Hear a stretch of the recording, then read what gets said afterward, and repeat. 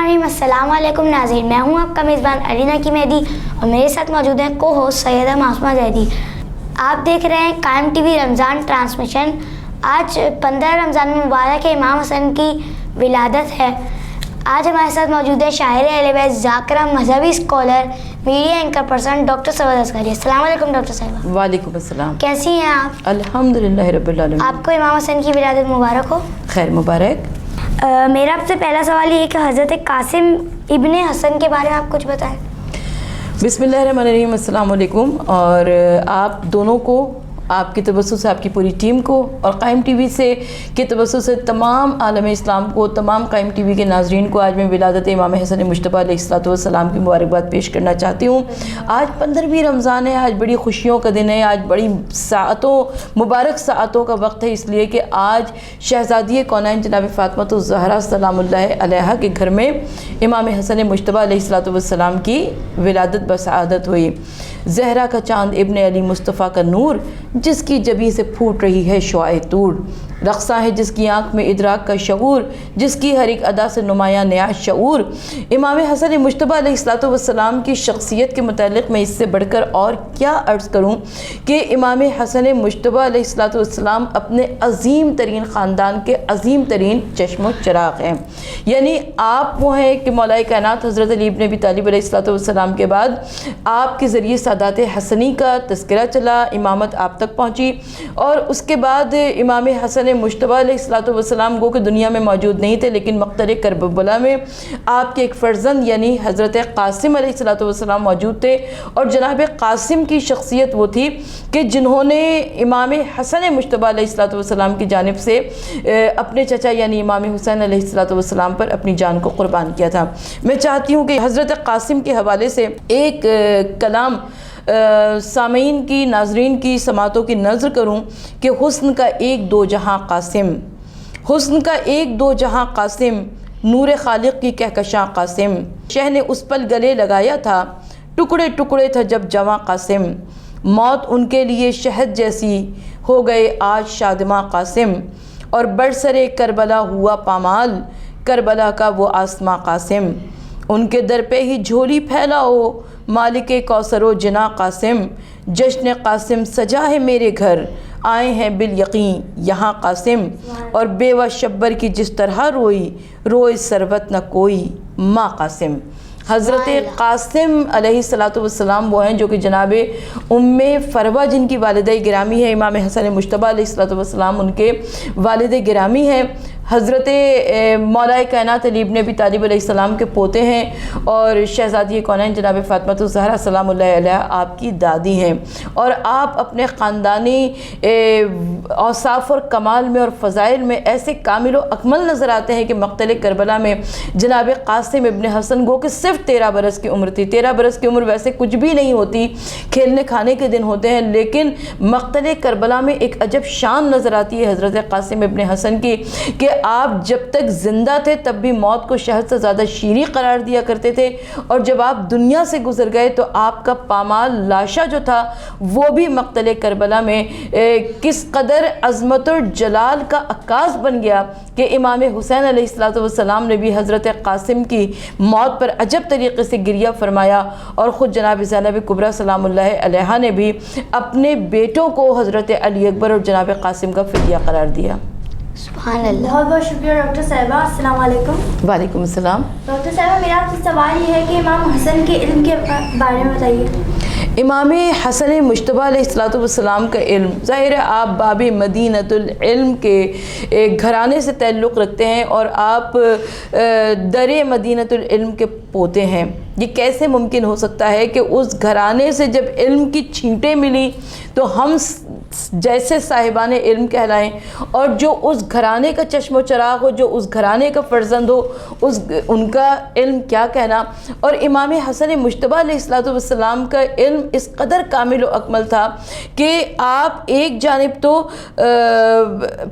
दूसरे इमाम हैं, और ये हम सब का यकीन है कि जो इमाम होता है वो परवरदिगार आलम के यहाँ से इल्म से सरफराज होकर आता है। तो इमाम हसन मुज्तबा अलैहिस्सलाम के इल्म के मुतल्लिक़ मैं और क्या कहूँ कि हैं एक जैसे तबीयत में ज़ुल्फ़िकार व क़लम, ہے ایک جیسے طبیعت میں ذوالفقار و قلم، نہا ہے راز مشیت میں ذوالفقار و قلم، رہے حسن کی امامت میں ذوالفقار و قلم، ہے ایک باب حقیقت میں ذوالفقار و قلم، برائے نصرت حق تیغ کردگار چلی، قلم چلا کہیں حیدر کی ذوالفقار چلی، اور سنان و تیغ پہ کرتا رہا ہے وار قلم، اٹھا ہے نصرت ربی کو بار بار قلم، عدوِ آل پہ کرتا ہے بے شمار قلم، اسی قلم نے کیے سر کئی ہزار قلم، اسی قلم میں ہے دی کی حیات پوشیدہ، ہے اس کی نوک میں کل کائنات پوشیدہ۔ یہ شاعر اہل بیت ڈاکٹر سید علی قمبر کا کلام ہے، جو کہ امام حسن مجتبیٰ علیہ السلام کے علم کے بارے میں ہے، لہٰذا میں چاہتی ہوں کہ اسے ہمارے ناظرین تک پہنچنا چاہیے کہ امام حسن مجتبیٰ علیہ السلام کا قلم کیا تھا، کہ اسی قلم نے بتایا کہ فلسفہ کیا ہے، اسی قلم سے کھلا دین مصطفیٰ کیا ہے، اسی قلم نے بتایا کہ لا الہ کیا ہے، اسی قلم سے کھلا مقصد وغا کیا ہے، قلم کی نوک عجب قتل عام کرتی ہے، علی کی تیغ بھی اس کو سلام کرتی ہے۔ تو یہ امام حسن مجتبیٰ علیہ السلام کا علم ہے، اور امام حسن مجتبیٰ علیہ السلام کا قلم ہے کہ جس نے دین محمدی کو آگے بڑھایا، تعلیمات محمد مصطفیٰ صلی اللہ علیہ وآلہ وسلم کو آگے بڑھایا، اور یہ وہ تعلیمات مصطفیٰ صلی اللہ علیہ وآلہ وسلم ہے جو کہ آج تک کائنات میں موجود ہیں۔ بہت بہت شکریہ ڈاکٹر صاحبہ کا کہ آپ نے بہت اچھا جواب دیا ہمارے سوال کا۔ جی ناظرین، وقت ہو جاتا ہے ایک بریک کا، ملتے ہیں مختصر سی بریک کے بعد۔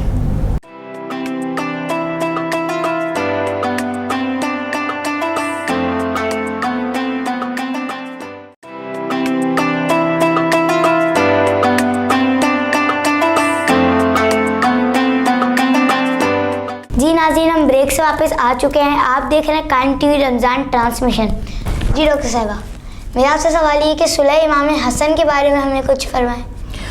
بیٹا، سب سے پہلے جب ہم صلح امام حسن علیہ السلام پہ بات کرتے ہیں تو ہمیں تاریخ میں یہ وہ عظیم صلح نظر آتی ہے کہ جس کو مورخین نے پیغمبر اکرم صلی اللہ علیہ وآلہ وسلم کی صلح حدیبیہ سے تشبیہ دی ہے، یعنی پیغمبر اکرم صلی اللہ علیہ وآلہ وسلم کی صلح حدیبیہ جو کہ تاریخ میں جس کا تذکرہ تفصیل کے ساتھ ملتا ہے، اس وقت بھی مسلمانوں کو یہ شبہ ہوا تھا کہ جیسے نعوذ باللہ من ذالک اللہ کے رسول صلی اللہ علیہ وآلہ وسلم کچھ دب کر صلح کر رہے ہیں، تو ایسے ہی امام حسن مجتبیٰ علیہ السلام کی صلح کا بھی ہمیں یہی منظر نظر آتا ہے کہ مسلمانوں کو کچھ یہ محسوس ہوا کہ جیسے خدا نہ خواستہ نعوذ باللہ من ذالک امام حسن مجتبیٰ علیہ السلام کی صلح جو ہے وہ عالم اسلام کے سر کو نیچا کر رہی ہے، لیکن ایسا نہیں تھا، یہ اسلام کو بچانے کے لیے تھا، یعنی جو پیغمبر اکرم صلی اللہ علیہ وآلہ وسلم کی صلح کا انداز تھا وہی امام حسن مجتبیٰ علیہ السلام کی صلح کا انداز تھا۔ یہی وجہ ہے کہ جب امام حسن علیہ السلام کی صلح کے بعد آپ اپنے خیمے میں بیٹھے ہوئے تھے تو ایک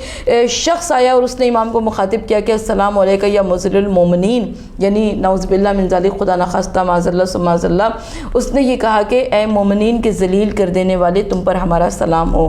اب آپ مجھے یہ بتائیے کہ ہم سے اگر کوئی یہ کہتا تو ہم غصے میں آ جاتے، ہم آپے سے باہر ہو جاتے، لیکن یہاں پر حلم امام حسن مجتبیٰ علیہ السلام کا بھی امتحان ہے، علم امام حسن مجتبیٰ علیہ السلام کا بھی امتحان ہے کہ امام حسن مجتبیٰ علیہ السلام نے فرمایا کہ اے بھائی، جو کچھ میں جانتا ہوں وہ تم نہیں جانتے، آؤ بیٹھ جاؤ، میں تمہیں بتاتا ہوں کہ صلح امام حسن علیہ السلام کی وجوہات کیا تھیں، اور اس کے بعد صلح کے متعلق تفصیل سے امام حسن مجتبیٰ علیہ السلام نے بتایا، اور امام حسن مجتبیٰ علیہ السلام نے اس کو تفصیل سے بتایا کہ کس طریقے سے دین اسلام کو محفوظ کیا ہے صلح امام حسن علیہ السلام نے، اس لیے کہ مسلسل جنگیں ہو رہی تھیں، اور مسلسل جنگوں کے بعد جب صلح کا دعوت نامہ آیا امام حسن مجتبیٰ علیہ السلام کے پاس، تو مولا امام حسن مجتبیٰ نے اپنے لشکر کے بڑے بڑے سرداروں کو اکٹھا کیا، بڑے بڑے لوگوں کو اکٹھا کیا، اور ان کے سامنے وہ صلح نامہ رکھا کہ آپ کا مشورہ کیا ہے۔ تو آپ کو معلوم ہے کہ اس وقت یہ جو بڑے بڑے لشکر اسلام کے سردار تھے، انہوں نے کہنا شروع کیا البقاء البقاء، یعنی ہمیں زندگی چاہیے، ہمیں زندگی چاہیے۔ یہ مہینوں ہو چکے تھے لوگوں کو لڑتے ہوئے، کسی کو اپنے گھر کی یاد آ رہی تھی، کسی کو اپنے بچوں کی یاد آ رہی تھی، کسی کو اپنی فیملی کے پاس جانا تھا۔ تو اب امام حسن مجتبیٰ علیہ السلام نے وہ فیصلہ کیا کہ مولا کی اس فیصلے کے نتیجے میں اسلام بچ گیا، یعنی اگر آپ جنگ کرتے تو وہ جو افراد جو کہ جنگ کرنا ہی نہیں چاہتے تھے، جو اپنے گھروں کی جانب لوٹنا چاہتے تھے، وہ یا تو غداری کرتے وہ بیعت سے پیچھے پلٹ جاتے, وہ امام علیہ السلام کو میدان جنگ میں تنہا چھوڑ دیتے, اور امام حسن علیہ السلام اگر جنگ میں شہید ہو جاتے تو پھر امام حسین علیہ السلام بھی شہید ہو جاتے, خاندان بنو ہاشم کا بچہ شہید ہو جاتا, اور وہ کربلا کے واقعے میں جو جنگ ہوئی وہ پہلے ہی معاملہ رونما ہو جاتا. لیکن کیونکہ اسلام کو بھی چلنا تھا, مکتب اہل بیت کو بھی چلنا تھا, دین اسلام کو, احکام شریعت کو بھی چلنا تھا, لہٰذا وہاں پر امام حسن مجتبیٰ علیہ السلام نے صلح کی. صلح جنگ سے کم نہیں ہوتی, بلکہ کئی مقامات پر صلح کا مرتبہ زیادہ عظیم اس لیے ہوا کرتا ہے کہ صلح کو کرنے کے لیے ایک شجاع شخص کو اپنے جذبات کے دھاروں پر بند باندھنا پڑتا ہے. شجاعت تو میدان جنگ میں اس کا عملی مظاہرہ کر دیا جاتا ہے نا, لیکن صلح ایک نہایت مشکل امر ہوا کرتا ہے. اور ہزاروں سلام ہمارا امام حسن مجتبیٰ علیہ السلام پر کہ جنہوں نے صلح کے ذریعے دین اسلام کو بچا لیا. بہت خوب ڈاکٹر صاحبہ, میرا آپ سے سوال یہ ہے کہ امام حسن کی زندگی سے ہم کیا اسباق حاصل کر سکتے ہیں؟ امام حسن مجتبیٰ علیہ السلام کی زندگی سے ہم بہت سارے اسباق حاصل کر سکتے ہیں. ظاہر ہے آپ وقت کے دوسرے امام ہیں, آپ حجت خدا ہیں, آپ معصوم منصوص من اللہ ہیں, آپ فرستادہ پروردگار ہیں, آپ حسنین کریمین شریفین ہیں, آپ کو اللہ کے رسول صلی اللہ علیہ وآلہ وسلم کبھی آپ کے لیے سواری بن گئے, کبھی آپ کے اوصاف فضائل اور مناقب کو اللہ کے رسول صلی اللہ علیہ وآلہ وسلم نے دنیا کے سامنے بتایا, کبھی مولا کائنات علی ابن ابی طالب علیہ السلام نے بتایا, اور کبھی شہزادی کونین جناب فاطمہ الزہرا سلام اللہ علیہا نے بتایا. ظاہر ان کے بڑے فرزند ہیں. تو امام حسن مجتبیٰ علیہ السلام کی زندگی سے ہم بہت سارے اسباق لے سکتے ہیں. سب سے پہلے تو یہ کہ بطور اولاد آپ اپنے والدین کے لیے کیسے تھے. ہمیں آج اپنے نوجوان سامعین کو یہ بتانا چاہیے کہ امام حسن مجتبیٰ علیہ السلام کی عظیم زندگانی کے عظیم اسباق میں ایک بہترین سبق یہ ملتا ہے کہ آپ ایک بہترین لائق اور سعادت مند اولاد تھے. دوسرا سبق امام حسن مجتبیٰ علیہ السلام کی زندگی سے ہمیں ملتا ہے سخاوت کا. یعنی جیسے کہ ہم گزشتہ پروگرام میں عرض کر چکے کہ دسترخوان امام حسن مجتبیٰ علیہ السلام کی شہرت دور دور تک تھی. کوئی بھی امام حسن مجتبیٰ علیہ السلام کے در پر آتا تھا تو وہ خالی ہاتھ واپس لوٹتا نہیں تھا. اسی طریقے سے شجاعت, اسی طرح سے علم, اسی طریقے سے حلم, یعنی جن اوصاف میں ہم دیکھنا چاہتے ہیں وقت کے امام ہونے کی حیثیت سے امام حسن مجتبیٰ علیہ السلام ہمیں کامل اور اکمل نظر آتے ہیں. بہت بہت شکریہ ڈاکٹر صاحبہ, بہت اچھا جواب دیا, اور آپ کا بہت بہت شکریہ کہ آپ اس پروگرام میں آئے. حسن کو بادشاہ خاص و عام کہتے ہیں, علی کو نائب قائم مقام کہتے ہیں, دلیل ایک ہی کافی ہے ان کی عظمت میں, دلیل ایک ہی کافی ہے ان کی عظمت میں, انہیں حسین بھی اپنا امام کہتے ہیں. سبحان اللہ. جی ہاں جی, ملتے ہیں نیکسٹ پروگرام میں. دیکھتے رہیے قائم ٹی وی رمضان ٹرانسمیشن کراچی.